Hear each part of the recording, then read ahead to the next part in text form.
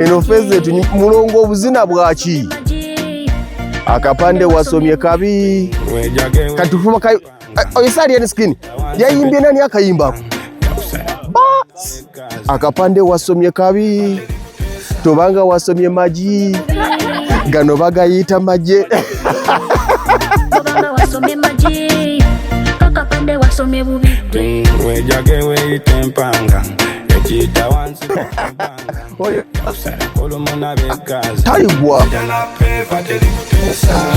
phase 3 tutandise tuyina abantu 27 betugenda okutuuza wano tuli Buwama Town Council Sero bagiyita Nyondo oba mu Nyondo tuwetera oba tonatuuka Buwama. In fact bw'obanga ova mu Kampala oluba okuyita ku Ntangawuzi noyita mu Katogo wenyine wali ekkuba erikwambusa tuli kilomita 1 ne meters 4 okuva ku Kolansi obayita mu Nyondo.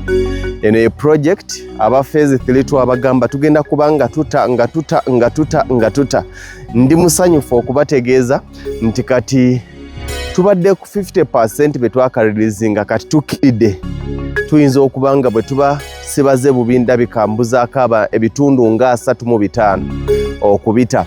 Waliwo abantu abadde bagamba Mwami Lugonvu nga tuluddewo okufuluma olw'okuba waliwo betwafulumya mu Gwokutaano ffe kyali kuffe ne tufulumya nga bukya naye ng'enteekateeka yaffe yali yakufuluma mwezi gwa 7. Kati tutandise plots eziri wano z'abantu 27. Tukkiriza nti ekyalo ky'abantu 27 amaka 27 ewantu waba walungi ffenna tetugenda kuggwerawo naye osobola okutunuulira n'ogamba nti ndabyewo wayinza okunkolera oba wankolera kaŋŋende naawo. Ewantu wano teweeyongeddeemu kasente wadde n'akatono wadde twafunyewo kasente ka waggulu naye wasigadde ku nteekateeka yaffe eya $7,500,000 buli 5 ku 10 buli plot. Ojja kukubira mulongo 2 ku namba yaffe gimumanyi aba Model Village phase 3 eya 0700 mugaye nti mulongo nze kantuulaawo fagamba nti kantuulaawo we have no problem with you. Neighborhood ogiraba amayumba weegali amayumba ag'obuvunanyizibwa tuli kumpi n'essomero lya mwami lya Haji Bukali waggulu awo gega amabaati golengera. Neighborhood bw'oba ogiyitako ogiraba amasannyalaze gali ku nnyumba eri just kutambuza mitingi 2-3 okutuuka wano. Gwe bw'otubeera wano Kolansi oba omulaba kilomita 1 ne meters 4 okuva ku Kolansi.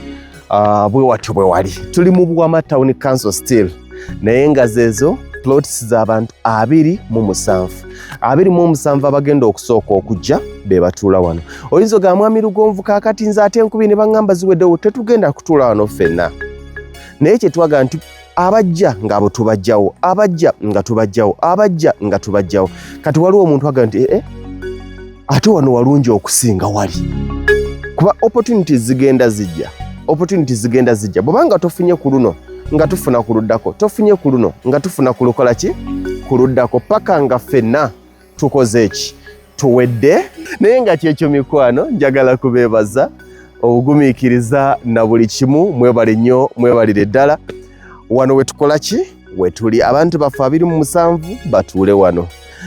Mwami Lugonvu banteekaawo mulongo nteekaawo ajja gwe tujjawo koobere ng'oli wa plots 3 jangu bakuwe ploti zo oveewo. Oli wagula plots 4 bakuwe ploti zo oveewo. Abo tumanye nti kati abo tubakoze ki tubajjeemu. Kaakati tugende tunoonyeza abalala. Ennaku zino ensonga teriko ki abasinga baga Mwami Lugonvu waliwo we nalabye ettaka lingi naye ettaka lye bayita eddamu y'ensonga.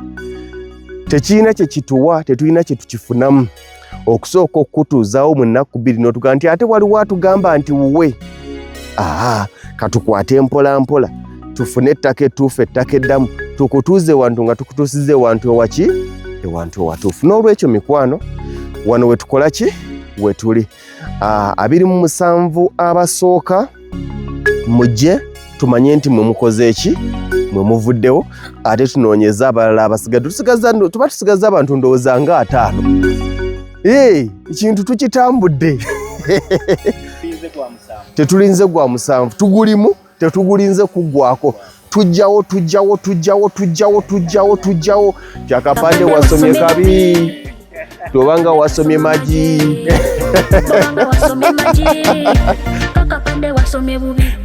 wejage weitempanga ekiyita wansi pita mubanga yakusala kolumuna begaza idalapepa terikutesa.